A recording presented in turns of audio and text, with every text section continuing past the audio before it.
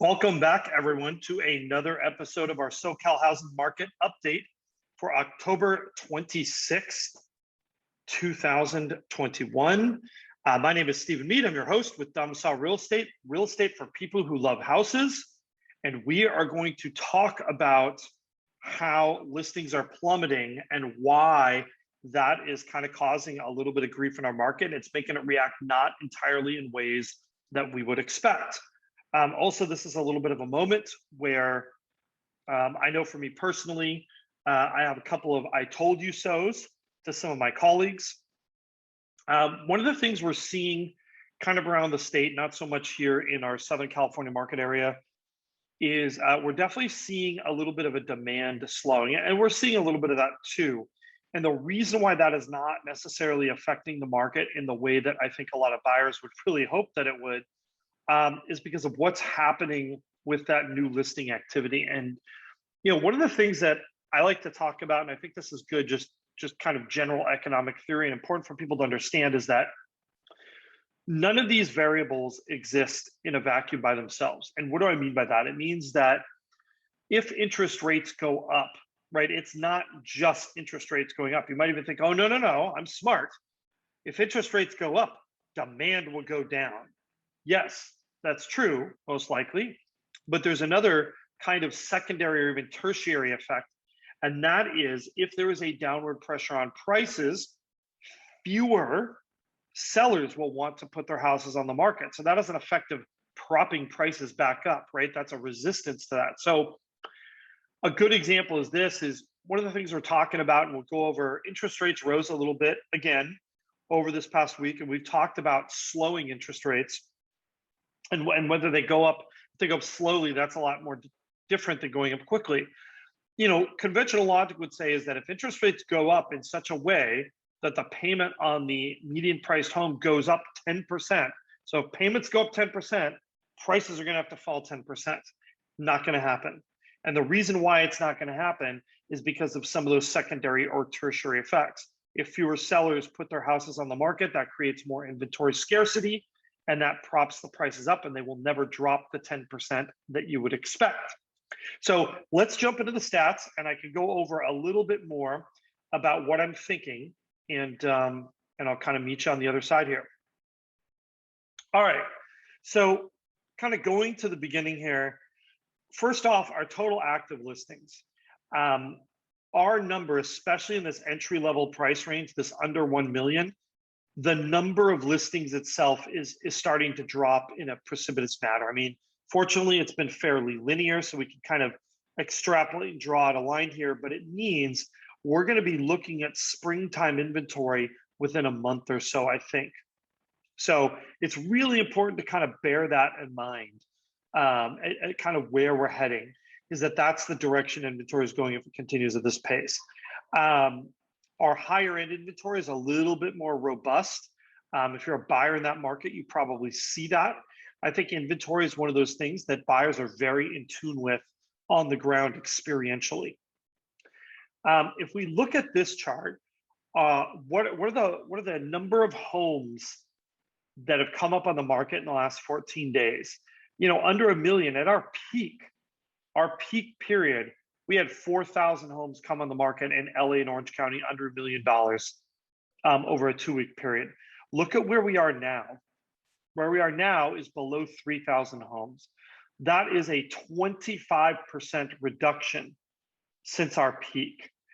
Again, things are not quite as dire here. Maybe in that $1 to $2 million category, it's been a little bit steadier. But you can look at this trend line here. What does this say? These entry-level homes, people do not like moving during the school year, during the fall, or as the holidays approach. And that's important to understand that, because when you look at the next chart, this is the new 14 days of escrow, last 14 days new escrows. And what do we see here?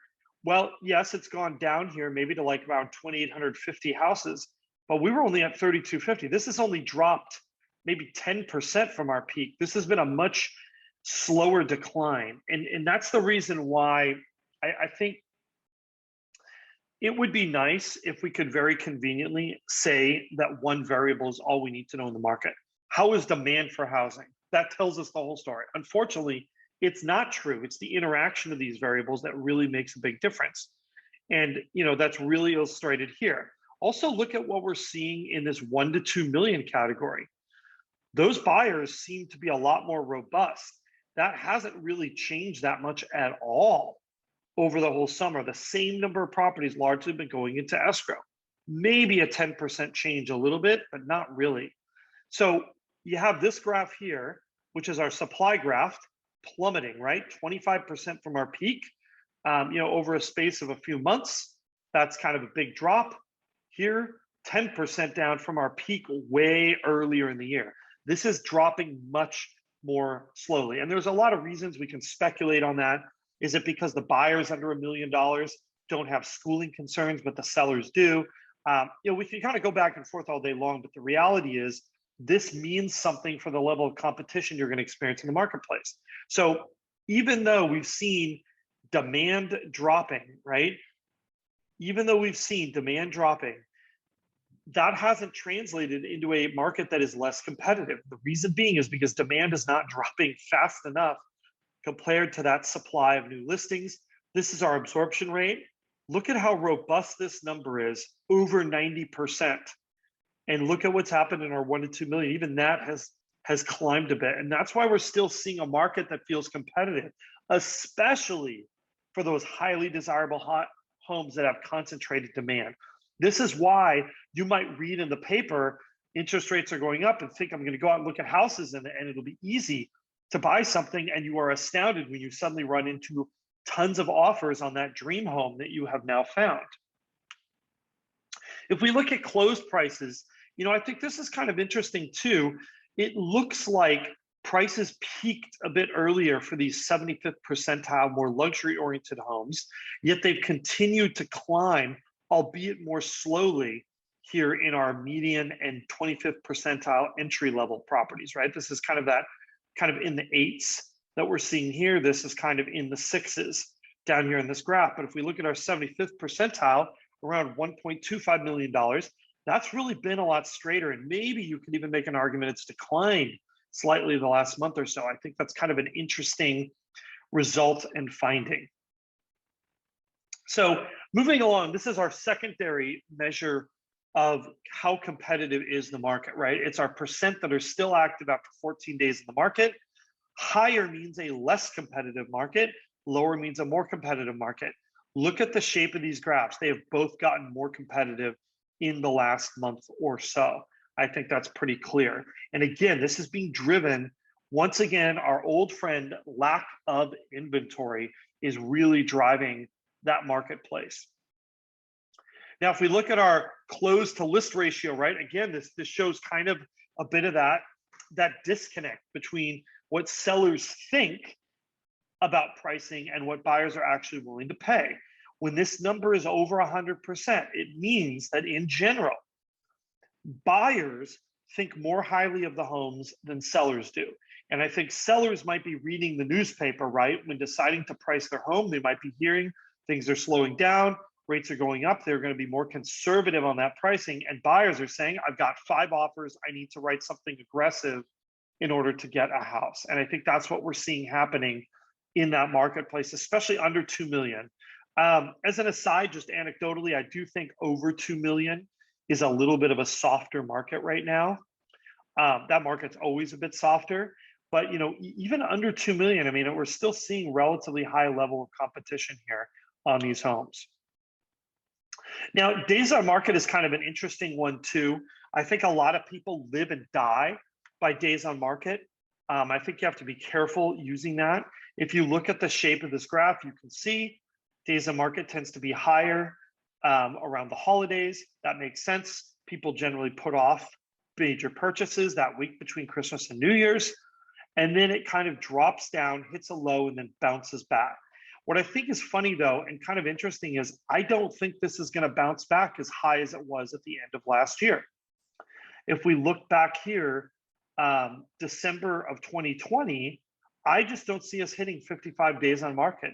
We are just so inventory constricted because of this lack of new listings coming on the market. It makes me wonder, are we going to have a repeat of this spring, except it might even be worse because in 2022, we're going to be starting with lower inventory. Okay, now our affordability chart, right? This is kind of a bit of our bellwether on affordability as we look at our median price, which technically our median close price dropped a little bit this week. Remember, again, that's a closed price, so it's 4 to 6 weeks old. Combine that with the interest rates, and we're right here in this kind of 113, 114% of where payments were back in June of 2018. So remember, this graph is referencing sort of June of 2018 as even money, and where are we relative to that? Well, the payment on a median priced home is 13, 14% higher than it was back then. I don't think that's unreasonable given inflation, given wage growth. I think that's a very reasonable place to be in terms of housing costs. Finally, we do have our mortgage chart here. Now, I think it's important to have kind of a little bit of a global perspective on this, right?